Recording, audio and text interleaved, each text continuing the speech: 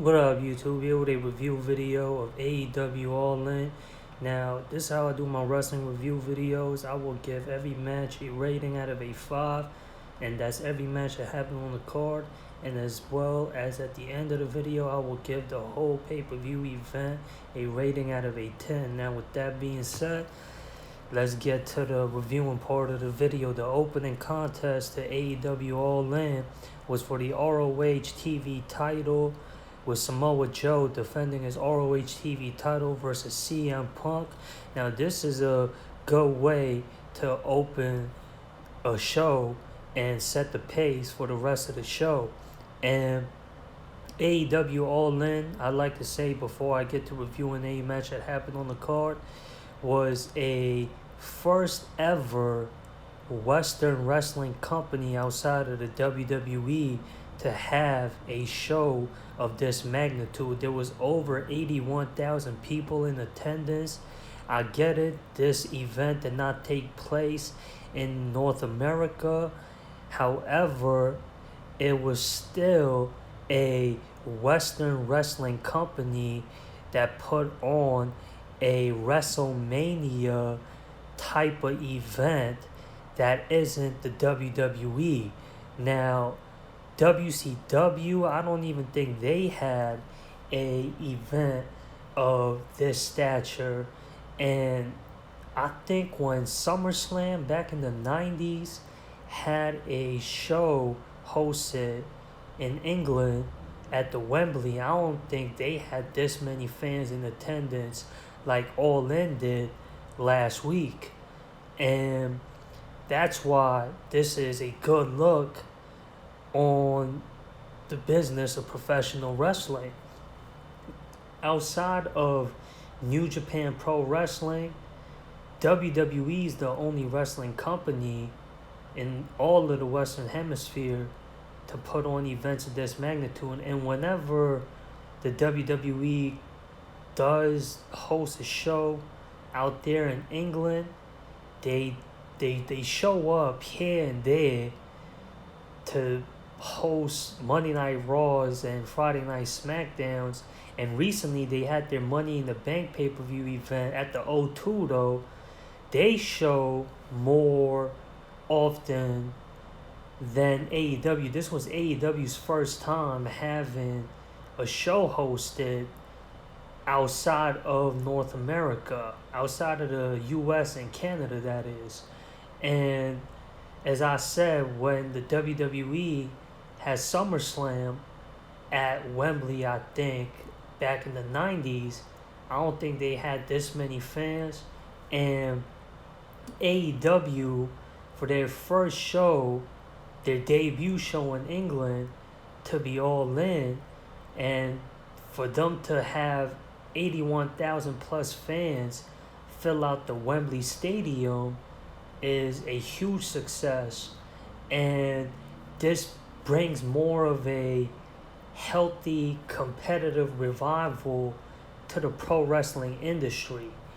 And they did announce that next year they will be back at the Wembley to host their second annual All In as a pay-per-view event. I think when AEW first established itself as a wrestling company, All In was one of their first events.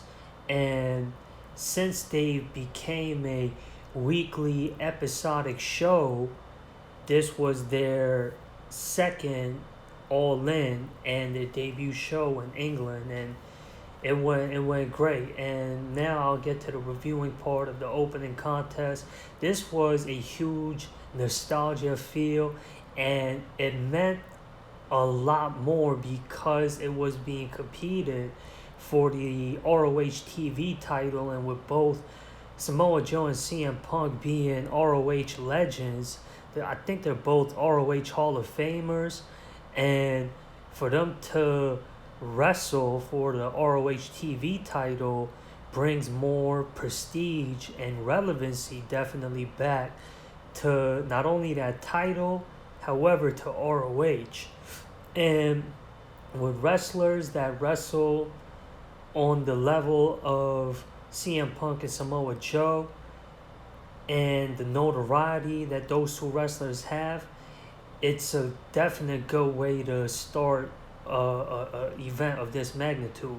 And this was a good wrestling match, and CM Punk ended up getting the win after hitting the Pepsi plunge, and that's also another kickback to the nostalgia feeling, because before CM Punk made the Anaconda Vice and the GTS his finishing move, he made famous of the Pepsi plunge, especially when he was wrestling in ROH. And for him to get the victory that way, I thought that was a cool throwback, nostalgic moment there that we saw produced out of that match. And CM Punk and Samoa Joe made spoofs of John Cena and Hulk Hogan during the match. I thought that was a creative element that was definitely appreciated from my perspective at least. And I thought that was a funny moment. And both wrestlers having competed on a high level in the WWE, especially CM Punk, who's wrestled at WrestleManias in high caliber main event kind of type of matches in WrestleMania. He is no stranger to performing in crowds like these, and to have veterans like these two open the show is definitely the right booking. And I'll give this match a rating of a 3 out of a 5.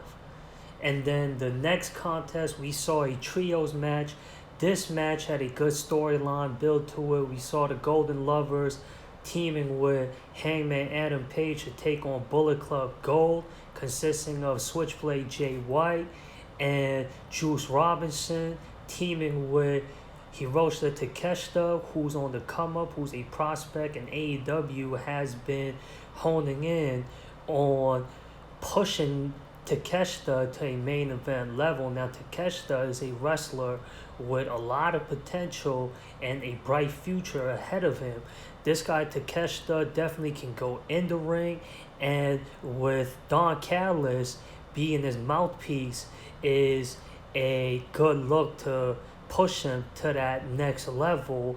And they're building them up right. And for him to get a win, because he got the win for Bullet Club Gold in this match, and the way he did it in a typical heel fashion, while Kenny Omega was on a hot streak and clearing the ring. And Takeshita, for him to slide back in the ring and sneak in there to roll him up and hold on to the tights to secure the win, is yet another heelish adding factor to his ongoing building character, which is the only, I think, element that Takeshita has to work on for him to be considered a top-level talent in a in-depth roster like AEW. In-depth roster that a wrestling brand like AEW has. And they're doing a good job so far at utilizing Takeshita and making them look like money. And this match, this trios match that we saw, it went how I expected it to go, with wrestlers competing in this match that was a part of this match. They're all good wrestlers. That's why any educated wrestling fan that appreciates in-ring performances was expecting a good wrestling match out of this trios match, and the pace was good, and as well as the action in this match was good as well. And I'll give this match a rating of a 3 out of a 5.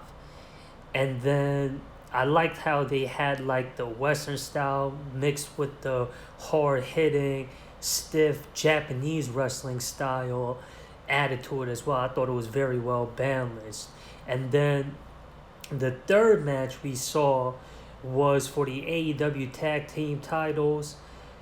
The FTR, the AEW Tag Team Champions, defending their AEW Tag Team titles versus the Young Bucks, longtime rivals, both day ones to AEW, and I think this was their trilogy bout. I think they were tied at 1 wins each.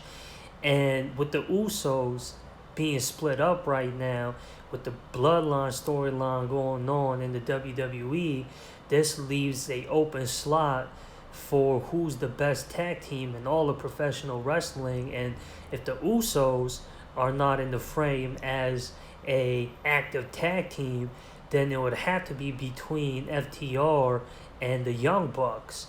And honestly, this was the best match on the card when it comes to sheer wrestling. And that's expected when you have the two best tag teams in all of professional wrestling. And that's what this match was hyped up to be. And for a WrestleMania for AEW, this was somewhat, I would say needed for All In, for FTR and the Young Bucks to go at it for the tag team titles, and the match didn't disappoint. It was what it was expected. I'll give this match rating of a 4 out of a 5. There was a lot of false finishes in this match and good back and forth action between the two teams as expected.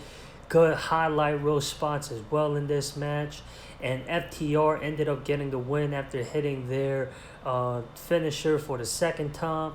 And they retained their tag team titles, and it looks like the Young Bucks and FTR are going to continue their rivalry, because following this match, FTR offered their hands to show a sign of respect to the Young Bucks. However, the Young Bucks refused to shake the hands of FTR. I believe they will have another match at probably their next pay-per-view event, which is All Out, and I think that is next month.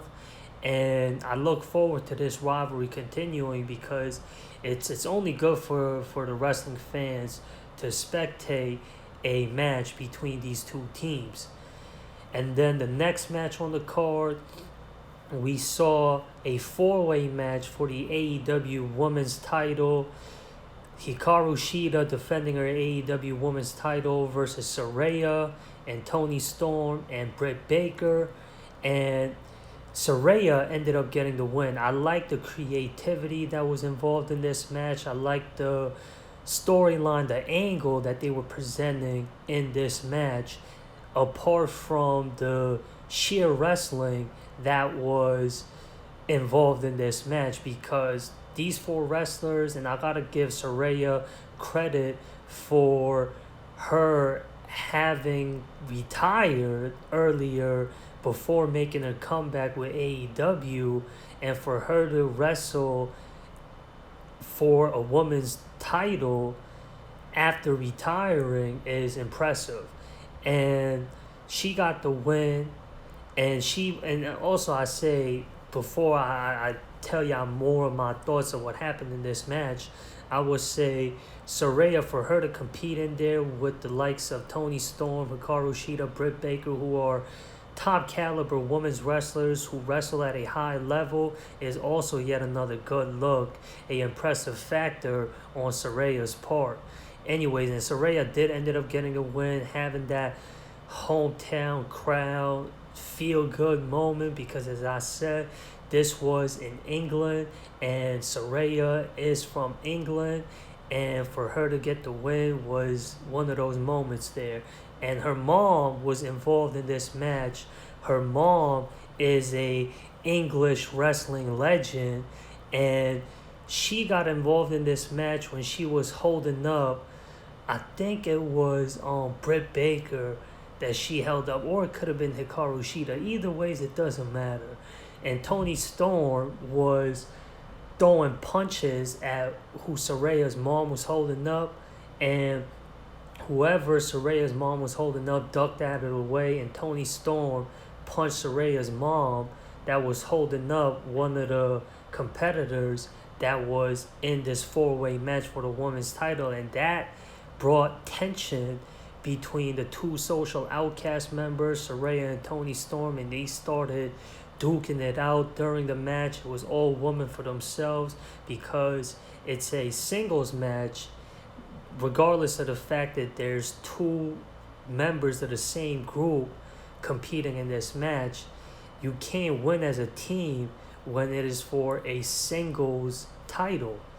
And I thought that was a cool creative aspect that was a part of this match. And then Ruby Soho also made a run in this match to calm the tension between her fellow social outcast members, Toni Storm and Saraya, and she ended up getting knocked down during the heat of the moment. And I thought that is an angle that AEW can work off of, and they probably will continue working off of what took place in this match at AEW All In this past Sunday.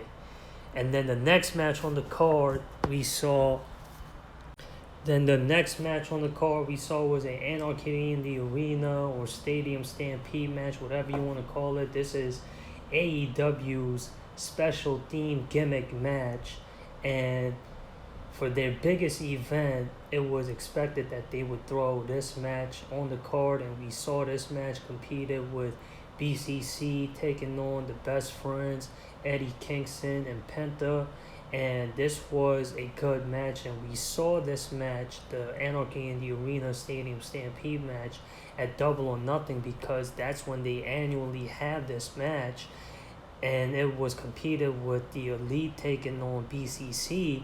I would say this match, the Stadium Stampede Anarchy in the Arena match that we saw this past Sunday at All In, was much better than the Stadium Stampede match that we saw happen at Double or Nothing. I say that because the expectations heading to Double or Nothing, the storyline at that time for AEW that they had going on with BCC and the Elite was the best thing going for AEW. Apart from the Bloodline, the Elite and BCC are the best groups in all of pro wrestling, and the storyline that AEW was pitching at that time was actually quite good. And I like how they had to catch the turn heel at the end of the match for the main event that we saw at Double or Nothing. And however, the match itself, I expected it to be a better match than what I got to see at Double or Nothing. However, this match, this Anarchy in the Arena Stadium Stampede match with BCC and Best Friends and Eddie Kingston and Penta, the quality of the match was better. The crowd participation was better. The pace, the action of the match was better. It flowed better than it did at Double or Nothing. And I thought there were more cool highlight reel spots that I saw in this match when compared to the same type of match that we saw at Double or Nothing. And I will give this match a rating of a 3.5 out of a 5. And the Best Friends and Eddie Kingston and Penta ended up getting the win. And BCC, they teamed with Santana and Ortiz in this match, and Santana and Ortiz, mind y'all, they had teamed with BCC before, when BCC was in a rivalry with the Jericho Appreciation Society. And did I forget to give a rating to the four-way women's title match? I give that match rating of a 3 out of a 5. And if I didn't give the match rating already, bear with me, y'all. Anyways, as I said, I'll give this match that we saw with BCC and Best Friends and Eddie Kingston and Penta a match rating of a 3.5 out of a 5. There was, hardcore elements in this match as expected, and I like how they played the fact that Wheeler Yuta started out his AEW career with the Best Friends, and them prolonging the rivalry with Eddie Kingston and Claudio Castagnoli. I thought that element was slept on, and it should definitely be appreciated, and that's something I would say wrestling fans should look out for other than the match going on itself.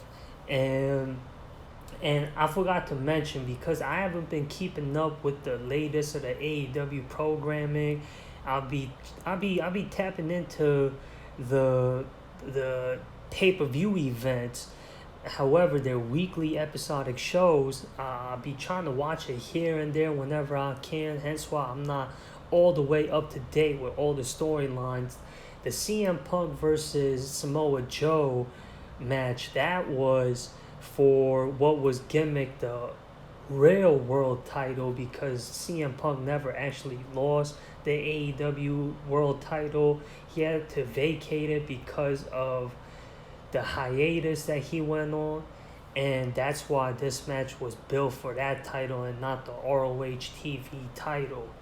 And then the next match on the card was with Chris Jericho and Will Osprey. Now, this match was definitely looked forward to. Ever since Chris Jericho left the WWE, Chris Jericho, he went to New Japan Pro Wrestling for a bit, and Will Osprey at that time was talked about as the biggest sensation out of New Japan, and he's still, I would say, one of the top talents in New Japan. Not only New Japan, I would say in all of pro wrestling when it comes to sheer wrestling skills. And for Will Osprey to step in there with one of the all-time greats like Chris Jericho is a good look for him, especially with All In being hosted over there in England, and that's where Will Osprey is from. So it had to have been a good moment for Will Osprey to compete with a all-time great like Chris Jericho, to not only build to his resume and add to his legacy, I would say, however, to compete in a match of that caliber in front of 81,000 people out there in England must have been a feel-good moment for Will Osprey, and a definite accomplishment for Will Osprey in his illustrious pro wrestling career. And Will Osprey ended up getting the win, rightfully so. And I think that is a moment pusher, a good look for Will Osprey to have a win over a legend like Chris Jericho. And the match quality itself was very good. I'll give this match rating of a 3 out of a 5. And Chris Jericho, for him at his age, to compete with a in prime talent like Will Osprey is impressive in itself. And Chris Jericho, you gotta definitely appreciate his longevity and his ability to perform at the level that he does. And Chris Jericho just knows how to work his way through the essence of time. And when you have a wrestler like Chris Jericho that is as experienced as he is, and a wrestler that wrestles on the level of a Will Osprey, you can expect good chemistry, and as well as the flow of the match to go very well abundantly. And Will Osprey versus Chris Jericho, this match was definitely hyped up to be what was a must watch and a look forward to match that was on the card of this year's All In. And it didn't disappoint, as I said. And Chris Jericho, he had his band Fozzy out there perform during his entrance, and Will Osprey had Don Callis accompanying him during this match. And Chris Jericho, I know he had tensions with members of JAS as of late. However, after what happened on Dynamite that got this match started with Osprey and Jericho, Sammy Guevara accompanied Chris Jericho for this match to build things back with JAS. And after Osprey got the win over Jericho, Guevara came to support Chris Jericho, and yet Chris Jericho wasn't having it. He shoved Guevara out the way and walked on by himself. And I wonder where they're gonna go from there and what angle that they're gonna pitch from what took place following this match with Jericho and Osprey. Then next we saw for the AEW Trios title, the Acclaimed with Billy Gunn. If y'all saw one of the episodes of Collision, Billy Gunn announced his retirement after the Acclaimed and himself failed at an attempt to win the AEW Trios title versus the House of Black. And then the House of Black kept picking on the Acclaim after that match. And then that's what led to this Trios title match with the Acclaimed and Billy Gunn and the House of Black. And this time, unlike what happened in Collision, the Acclaimed and Billy Gunn were successful at capturing the AEW Trios title, and Billy Gunn unannounced his retirement. And it's impressive that Billy Gunn can still compete and perform in this match with the young talent and the style that AEW wrestlers wrestle at. And hats off to him when it comes to that. And this match, the match itself, the quality was good. It was entertaining. They had funny moments in this match as well. Julia Hart, who is a manager for the House of Black, she got involved in this match as well. And funny thing is that Julia Hart got scissored in this match for trying to interfere. And I'll give this match itself a rating of a 3 out of a 5. And I would say it's a refreshing look for the Acclaim and the Trios title to have a new champion, and the Acclaim after losing the tag team titles. And it gives them something more to do, and the storyline that they had pitched for this rivalry, it was a refreshing good look on the creative side to the Acclaim and their ranks amongst the AEW roster. And then the next match on the card was a tag team coffins match with Sting and Darby Allin taking on the team of Swerve Strickland and Christian Cage. Now, it was originally supposed to be Swerve Strickland and AR Fox. AR Fox had joined the Mogul only to be kicked out a few weeks later after losing on Collision.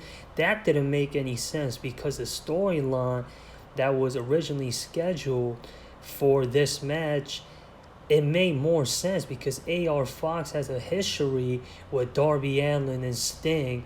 They came up together, they trained together, and that's why it would have had more of a deeper root to this storyline.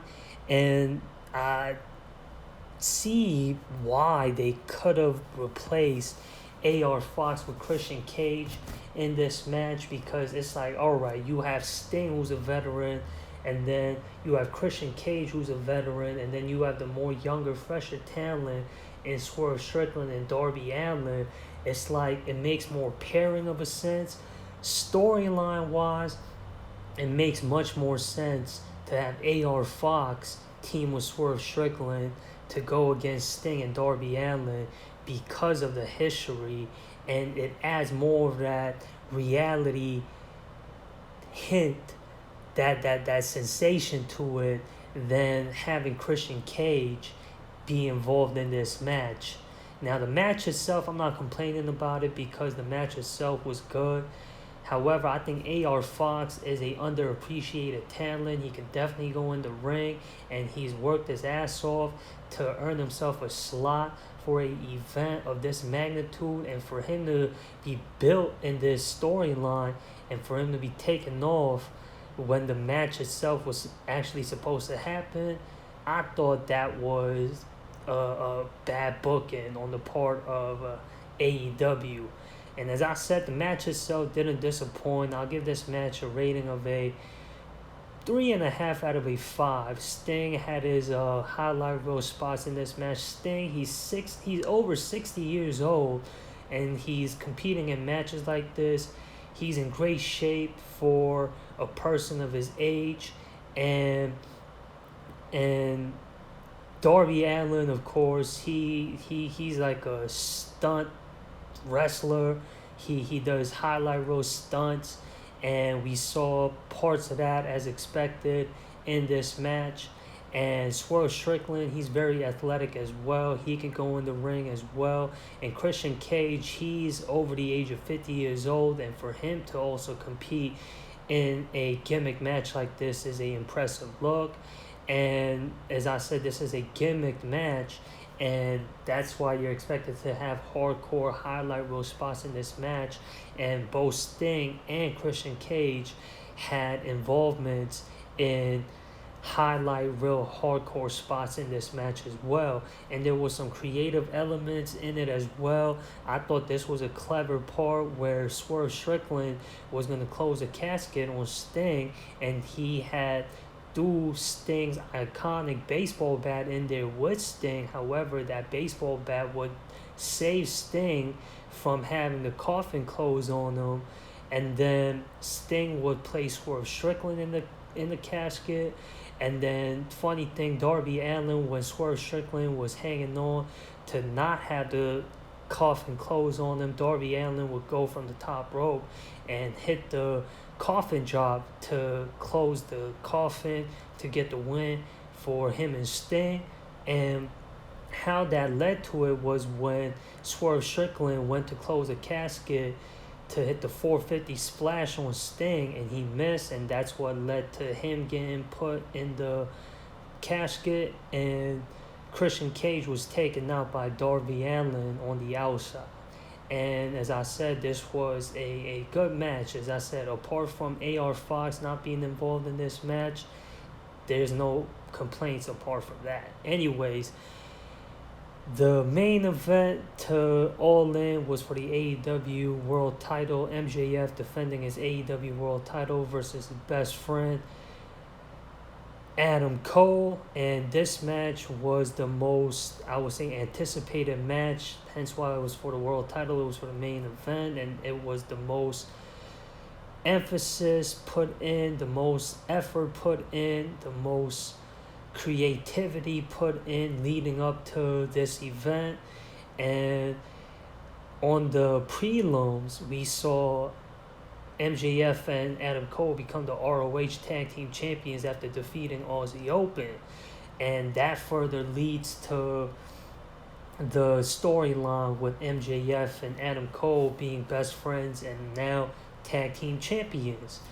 And the match itself, it was a good match, and there was definitely good wrestling and aspects of that displayed in this match, yet the creativity was noted in this match as well, because of course Adam Cole and MJF being best friends, they were hesitant, and they also were trying to fuel the fire to intensify the match with them two. And before all that got started, a funny aspect that was shown in this match was them promoting their merch, their t-shirt of their tag team. I thought that was funny. And then, both wrestlers teasing each other to spice things up to make the match more competitive and hard-hitting. And we saw that when MJF started to mock and belittle Adam Cole, and Adam Cole has a character about him. He's quick to anger, and he has a short patience, and he doesn't take no crap. And that aspect of Adam Cole's character was displayed once he was mocked by MJF. That friendliness of Adam Cole disappeared, and that competitive spark was kindled on Adam Cole. And MJF, this is how you know that, at least from my opinion, that I would say he is definitely a top talent, not only in AEW, I would say in all of pro wrestling. And he showed that as a late by him getting over with the crowd as a pure baby face. And we know that he can work as a heel and he can play the bad guy very well. And now he's showing that he could play the good guy very well as well. And the fans definitely appreciate his ability, his characteristics, and his wrestling skills are fairly good as well, I would say. I would say he's not a Bryan Danielson, yet he can still go and he can wrestle, and he's shown that over and over again, and it does get outshined by his charisma and his ability to talk. Yet if he can compete in long-lasting matches like this and wrestle with wrestlers like the likes of Bryan Danielson, and for him to go toe-to-toe with a wrestler who wrestles on the caliber of Bryan Danielson, it's impressive. And that's why I definitely say he's arguably one of the best wrestlers, without a shadow of a doubt, in all of pro wrestling. And as I said, there was storytelling that was involved in this match, and MJF is really selling the point of him being a babyface, and they're really going with him being a babyface. Nowadays, with the so-called educated pro wrestling crowd, especially when it comes to AEW being the alternative to the biggest wrestling company, the WWE, majority of AEW's crowd, their fans, is going to be what is considered the educated, long-time wrestling fans. And to have a pure baby face be appreciated by a crowd like that is a very difficult, very hard thing to do nowadays, especially. And for MJF to do a good job at that is definitely a good look. Kudos to him for that. And they was really selling that, and they're really going for MJF being a babyface world champion. And he did that by showing hesitation on closing the kill on Adam Cole. Whenever Adam Cole seemed vulnerable and MJF had the opportunity to really hurt Adam Cole, he hesitated, which gave space for Adam Cole to attack, and Adam Cole showed no hesitation throughout the match whenever he saw fit to go for the kill. And one of that example was when Adam Cole suplexed MJF onto the steel steps, and MJF went for a tombstone piledriver on the announce table, playing off the fact that Adam Cole has a history of a neck injury which almost ended his career, and he just recently came back from a surgically repaired neck. And MJF, being Adam Cole's best friend and now tag teams, he didn't hit the pile driver on the announce table on Adam Cole, and that gave Adam Cole time to recover, and Adam Cole would hit the pile driver on MJF on the announce table when MJF originally meant for him to pile drive Adam Cole through the announce table. And that's after Adam Cole hit a suplex on the steps with MJF's neck hitting the steel steps very hard. And that went to show that MJF is being put out as a babyface, and more of the innocent, more of the considerate out of the two. And I thought that was not only a surprising look, yet a good part on the creative writing team and the wrestlers that was involved on orchestrating how this match would go. Then this match at first ended in a draw after both wrestlers hit each other with a clothesline, and they both had their arms covered on top of each other, and that's why it ended in a draw.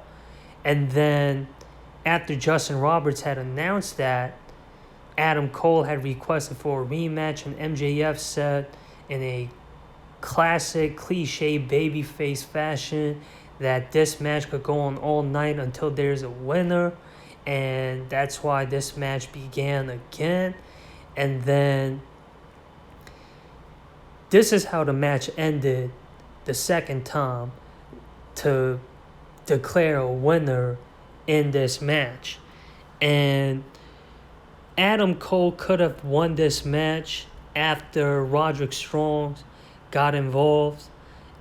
When Roderick Strong, after MJF yet again showing the characteristics of a babyface, and AEW selling MJF as the top babyface of the company, when he hesitated to not only hit Adam Cole with his trademark ring and not using the title to hit Adam Cole to secure him retaining the AEW title and him dropping the title and continuing on to have this match competed fairly, then Adam Cole, that's what gave him time to recover and get the upper hand. And then Roderick Strong pushed MJF and distracted him, and then that's when Adam Cole got to hit the Panama Sunrise and then the boom. However, the referee was knocked out, hence that's how Roderick Strong got involved in this match in the first place. And Roderick Strong has been a part of this storyline as the guy in the ears of Adam Cole, trying to get Adam Cole to not side with MJF and trying to tell Adam Cole that friendship with MJF is no good and that he's his best friend and not MJF. And then Roderick Strong would yet again continue being that whisper in Adam Cole's ear, handing him the title that MJF refused to use to help him get the win. Adam Cole, now he has the title in his hand to use to help him become the AEW World Champion. Now Adam Cole is showing hesitation, much like MJF did when MJF had the title in his hands. And unlike MJF didn't have anybody physically there telling him to use the title and influencing them to cheat to win, versus what is now his best friend and co-tag team champions. And Adam Cole hesitated while MJF was slow to get back up on his feet. And Adam Cole, just like MJF did, he would drop the title just like MJF did and not use it and continue this match and have it competed fairly. And that would end up costing Adam Cole a potential win at becoming a AEW World Champion, as with that spare moment, that spare time, that spare moment that MJF had after Adam Cole hesitated and decided not to cheat to win, that's when MJF hit the inside cradle and rolled up Adam Cole to get the win to retain the AEW World Title. And I would say when it comes to just pure wrestling skills, the best match on the card was the tag team title match we saw with the FTR and the Young Bucks. However, when it comes to all aspects, including wrestling as well, because the wrestling was very good in the main event, and the creativity and the storytelling element wasn't there with FTR and the Young Bucks as much as there was with the main event with MJF and Adam Cole. And that's because it's for the world title, right? And the build to this match was focused on more than the build to the tag team title match. And the tag team title match was more emphasized on the wrestling part rather than the storytelling part, while this match was more focused on the storyline rather than the wrestling. And as I said, the wrestling didn't disappoint at all. And as far as all the elements that you could think of when it comes to the pro wrestling industry, it was all displayed in this match. Hence why this, I would say, was the best match overall on the card. And I'll give this match a rating of a 4 out of a 5 as well. And the event overall, I will give the rating for AEW All In a rating of a 8 out of a 10.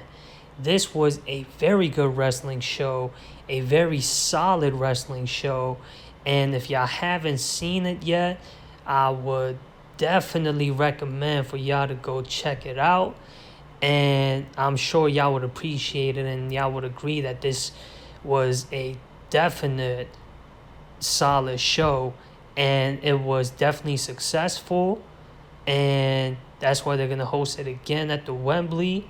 And maybe if they keep up with shows like this, AEW can have a event of this magnitude and this caliber, hopefully in the Americas in the future. Anyways, that does it for this review video. Y'all let me know what y'all opinions are. Comment y'all opinions, subscribe, share, like the video, and hit the description box below to show support. It'll be very much appreciated. And peace.